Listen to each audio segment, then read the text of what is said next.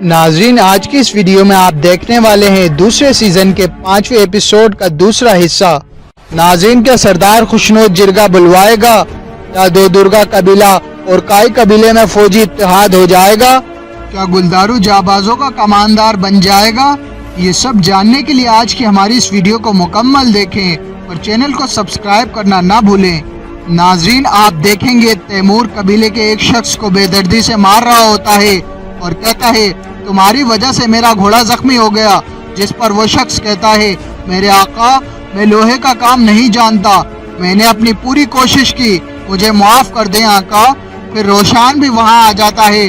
Roshan Timur کو کہتا ہے غریب آپ کی منتیں کر رہا ہے، یہ اس کا کام نہیں تھا۔ پھر تیمور کہتا ہے روشان اپنی حد میں رہو، اس قبیلے میں لوگوں کو فوری اور ضرورت کے مطابق سزا دی جاتی ہے، ورنہ کردوگلو جیسے کئی لوگ یہاں پر بھی ہوتے۔ پھر روشان کہتا ہے ہماری روایات ہمیں یہ سکھاتی ہے اور ہمارا اللہ اس سے خوش ہوتا ہے۔ پھر وہاں گلدارو بھی آ جاتا ہے، کہتا ہے روشان کیا بات ہے؟ روشان کہتا ہے میں تیمور سے ترک روایت کے بارے میں بات کر رہا تھا، جس پر تیمور طنز کرتے ہوئے کہتا ہے ان کے مرحوم ارطغرل بھائی نے انہیں تمیز بالکل نہیں سکھائی۔ جس پر گلدارو کہتا ہے ہمارا بہت بڑا نقصان ہوا ہے، اپنی اس تکرار سے مجھے پریشان مت کرو۔ جس پر تیمور کہتا ہے ان کو اپنی حد میں رہنا چاہیے، کوئی مسئلہ نہیں، چلتے ہیں، چلیں جرگے کی تیاری کریں۔ ناظرین، پھر کوچابش روشان کو کہتا ہے روشان میرے بھائی، اب تمہارا کوئی آقا نہیں ہے، جس تھالی میں کھاتے ہو اس میں چھید مت کرو اور اپنے بارے میں سوچو، تمہیں بہت کچھ سہنا ہوگا۔ جس پر نورگل آگے بڑھتا ہے اور کوچابش کو گھورتے ہوئے کہتا ہے کوچابش ہم کافی کچھ سہ چکے ہیں، ہمیں اب کوئی پرواہ نہیں ہے۔ ناظرین، آگے آپ بڑا ہی وحشت ناک منظر دیکھیں گے۔ وحشی منگول ارطغرل کے ہاتھ میں لوہے کی سلاخ ٹھوکیں گے، ارطغرل کو اذیتیں دیں گے۔ پھر نویان ارطغرل کو کہے گا جس ہاتھ سے تم اپنی تلوار پکڑتے تھے میں نے اس ہاتھ میں کیل ٹھوک دی، کل تمہارے دوسرے ہاتھ کی باری ہے، اس کے بعد میرے اپنے ہاتھوں سے میں تمہاری آنکھوں میں کیل ٹھوکوں گا، اور یہ عزت دینا تب تک ختم نہیں ہوگا جب تک تم میری بات نہیں مان لیتے۔ ناظرین، دوسری جانب حائمہ خاتون گلدارو کو کہتی ہے تیمور کیا کہتا ہے اپنے بابا کی بات پر؟ گلدارو بتاتا ہے وہ اپنے بابا کی بات سے اتفاق کرتا ہے، وہ فوج کے اشتراک پر رضامند ہے۔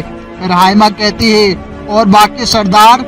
پھر گلدارو کہتا ہے ان کے بارے میں جرگے میں پتہ چل جائے گا اور ہم کو بدلہ لینا ہے اور منگول کافروں کو شکست دینی ہے، ورنہ لوگوں کے درد کا مداوع مشکل ہے اور ہمیں ان کے دکھوں کا مداوع کرنا ہے، یہ ہماری ذمہ داری ہے۔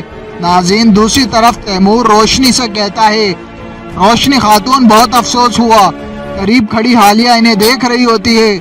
تیمور کہتا ہے میں جانتا ہوں کہ بھائیوں کو کھونے کا دکھ کیا ہوتا ہے، میں نے بیک وقت 2 بھائی کھوئے ہیں، مگر جن لوگوں نے ارطغرل کے ساتھ یہ کیا ہے اور روشنی جنہوں نے تم کو دکھ پہنچایا، میں ان کو ڈھونڈ کر ان سے اس کی قیمت وصول کروں گا۔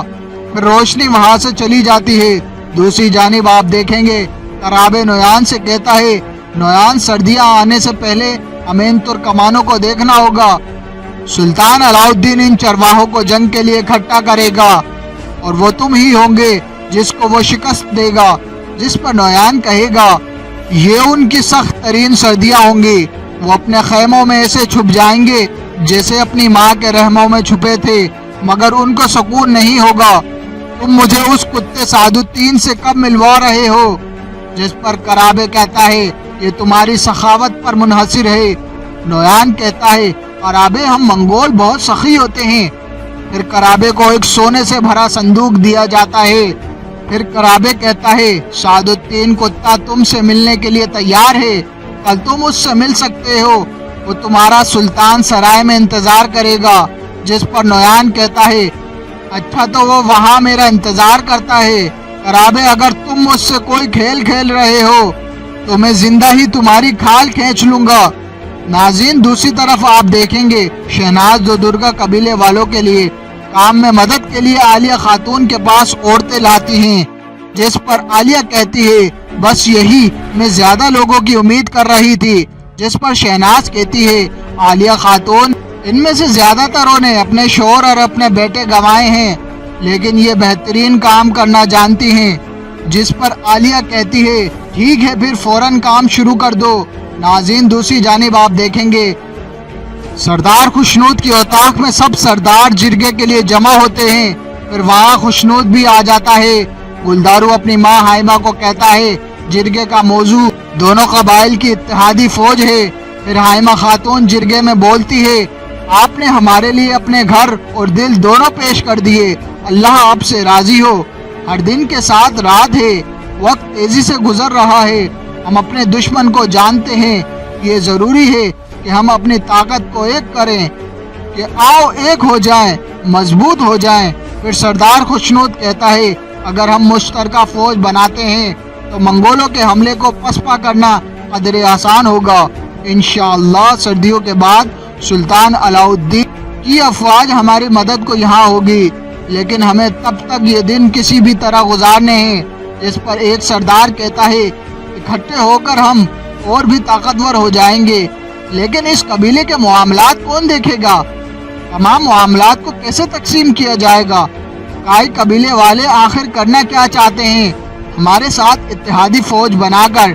जिस पर गुलदारू कहता है परेशान मत हो, हम दो दुर्गा कबीले पर मजीद बोझ नहीं बनना चाहते। शायद आप लोग जानते हैं हमारे सारे कपड़े का काम जल चुका है, लेकिन हमारी खवातीन बहुत हुनरमंद हैं। वो नए कपड़े बनाएंगे, हम उनको बेचना चाहते हैं और खुराक जखीरा करना चाहते हैं। फिर सरदार खुशनूद कहता है कबीले के सरदारी मामलात मेरे सरदारी खेमे से देखे जाएंगे, लेकिन दोनों कबीले अपने अपने जिरगे करेंगे और अपने सरदारी खेमे से अपने फैसले करेंगे। जांबाजों की क़यादत मेरी राय में मेरे बेटे तैमूर के पास होगी। जिस पर दिल्ली दमीर कहता है सरदार खुशनूद ये तो ऐसा लगता है कि जैसे आपने पहले ही फैसला किया हुआ है। जिस पर गुलदारू दमीर को चुप होने के लिए हाथ दबाता है। दमीर कहता है हमें तो सिर्फ इस पर अमल ही करना है। जिस पर तैमूर कहता है और मुझे तो ये बात समझ आई है कि दिल्ली दमीर को ये लगता है कि मैं जाबाजों की क़यादत का अहल नहीं, और तंज करते हुए तुम लोगों के तकरीबन सभी जाबाज मारे जा चुके हैं और तुम लोग निगरान बनना चाहते हो। नाज़रीन, ये था दूसरे सीजन के 5वें एपिसोड का मुकम्मल अहवाल। अब आगे क्या होने जा रहा है ये जानने के लिए हमारे चैनल को सब्सक्राइब करें, वीडियो को लाइक करें, शेयर करें, कमेंट सेक्शन में अपनी राय का इजहार ज़रूर करें। आपको अर्तगल के तमाम एपिसोड मिलते रहेगी। Thanks for watching videos.